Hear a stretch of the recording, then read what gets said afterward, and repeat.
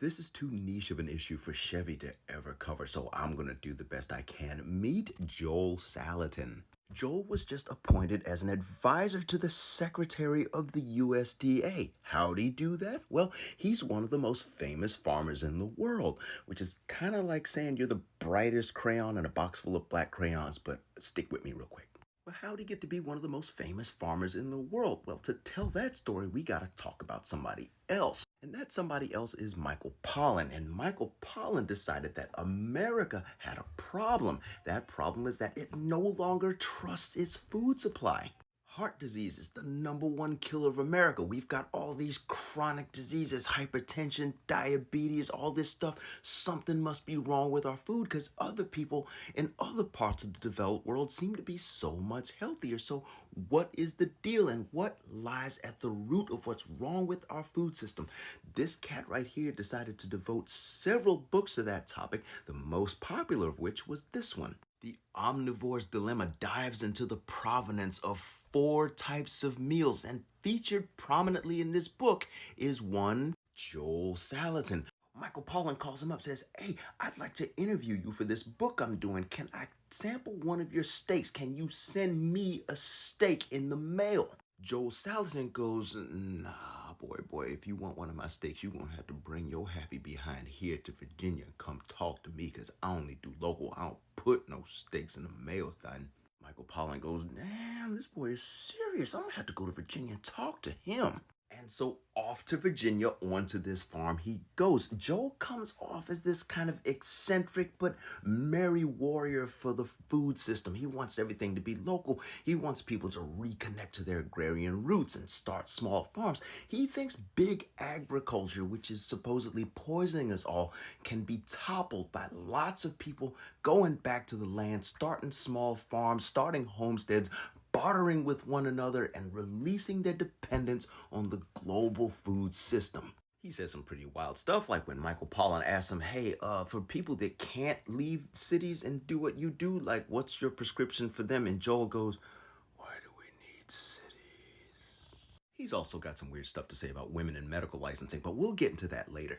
Omnivore's Dilemma catapults Joel to national, international fame. But before he was famous, before Michael Pollan found him, your boy was busy. He was writing books about everything he thinks is wrong with the food system, and writing other books about how people can leave the city and move to the country and start farming for a living. In these books, he really pushes that button about how people are disaffected with their lives in cities. They're disconnected from their work. They're alienated from society. They're looking for something more, and he promises a life where you are outside, fresh air, sunshine, out in nature, eating healthy food, growing healthy food, playing with animals, out in your garden, making a white-collar salary as farmers deserve, as he says over and over again, and all the while you were doing your part to fix agriculture and save the world. And because Joel is now internationally known, a lot of people are listening to his philosophy and then uprooting their lives to try to follow the blueprint he puts out in his books. But over the years, Joel starts to have a problem. Namely, this type of story starts to become real familiar. Those small farms who have followed his practices didn't see the same results or lost their farms. This starts to become a real issue for people who followed his blueprint, who left the city and started farms. Almost none of them are able to succeed. And even when you go to his events, he's surrounded by lots and lots of hype men, but there are very few instances of people actually doing what he says, leaving the city, going to the country, starting a farm, and making a real living. And one of those people who wasn't able to make it doing it Joel's way was me. This is a picture of me circa 2019. Around the same time I wrote this.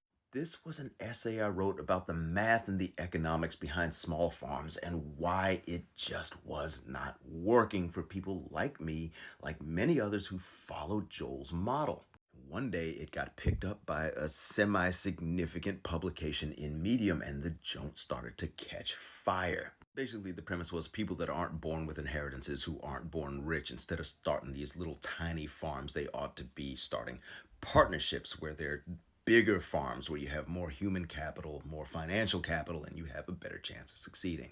Now, notice the date here. This was written in July 2019. Well, by November 2019, it makes its way to this guy. Somebody sent it to him and basically said, hey, what you got to say about this guy's argument that small farms don't really work for most people?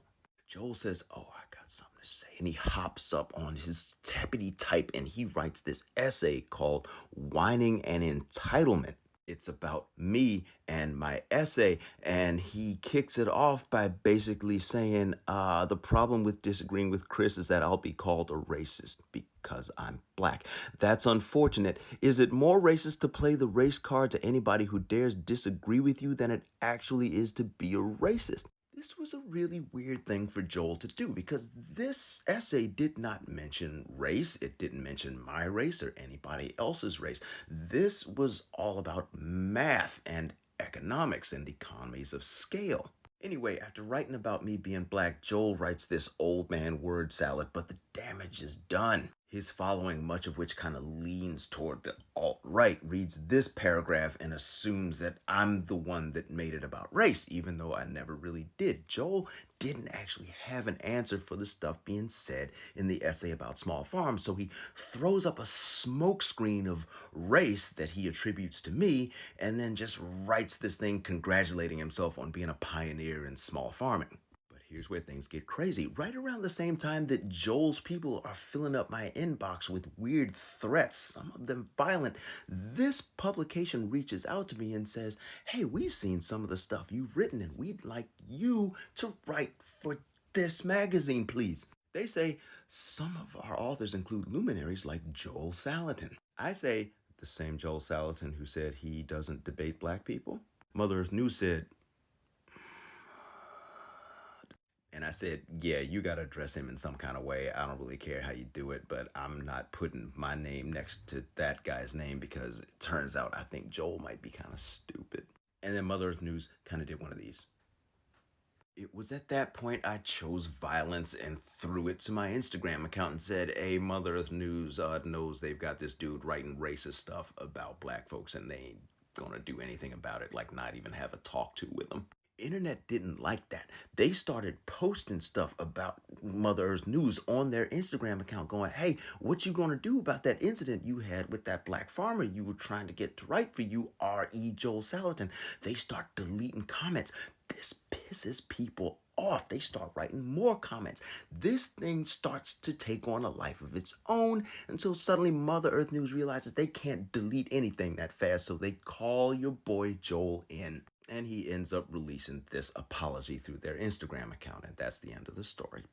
Psych. See, Joel's problem was that he wasn't actually sorry.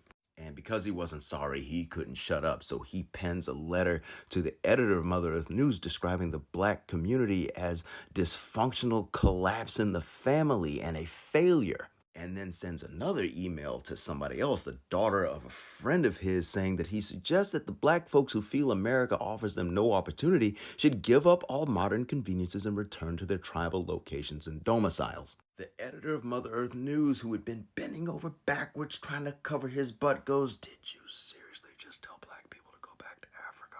And so they end up cutting ties with him. A couple months later, Mother Jones magazine gets a hold of Joel and, well, winds up in their magazine in the worst way imaginable. But after that, everybody kind of goes on with their lives. Joel kind of stops talking so much about people of color. He adds a little bit of color to his own staff, somewhere, and decides to lean into another controversy by becoming a big old anti-vaxxer. 4 years go by, Donald Trump is elected, and well, in Donald Trump's America, saying racist stuff and getting called out for it is a credential, so your boy winds up being an advisor to the Secretary of the USDA. Which has led a lot of people to ask me, is this something we need to be worried about? Because this is a dude that once said we should do away with medical licensing and instead have consumer reviews like an Angie's List, but for doctors. And the answer is probably not. Why? Because of people like this, old school regular farmers with their $5 trillion in assets who are going to be the ones that whoever the Secretary of the USDA winds up being, he's going to wind up listening to them because they're the core part of his constituency. This guy isn't getting thrown under the bus for a whack job conspiracy theorist who almost makes RFK Jr. look normal. So the average person probably doesn't have anything to worry about. Who needs to worry about Joel are the people who are still looking at becoming farmers. Because when we go back to the original issue of why the small farms who follow his practices don't see the same results, well, that's because Joel spends all his time talking about how the government needs to get out of the way and farmers need to be paid white collar salaries and you need to not worry about what other people have, like other farmers have. And that's because Joel's success isn't owed to him being a marketing genius or even the MLM that he's created around encouraging other people into homesteading and small farming. It's because he was born rich. Joel leveraged the farm that he inherited from his father to purchase a controlling stake in his own meat processing facility. Takes a $600,000 grant from the state of Virginia to expand his meat processing facility while telling you the government needs to get out of the way and you need to avoid them. And paying the bunch of 20-year-olds who run his farm the equivalent of 50 cents an hour while he tells you in his books that farmers deserve white-collar salaries. So yeah, Joel succeeds by ignoring all of his own advice while picking your pocket.